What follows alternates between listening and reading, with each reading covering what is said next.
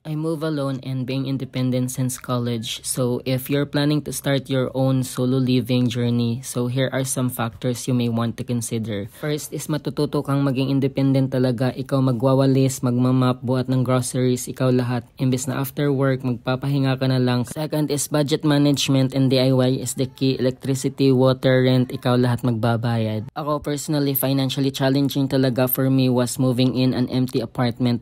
Not to mention, kailangan mong bayaran yung dues if you have an apartment, then repairs, plumbing, aircon, cleaning, garbage collector, fees, ang dami. But if you're looking for a cheaper apartment like me, marami naman dyan online, basta hanapin nyo lang yung legit. Especially now na ang dami-daming mga scammer online, so mag-ingat lang talaga tayo. You also have to be budget-wise kasi ngayon ang mamahal na ng mga bilihin, especially bigas, ang mahal na dati 20 pesos lang per kilo. Pero ako mabuti na lang marunong ako magtipid, kung hindi kailangan wag nang bilhin.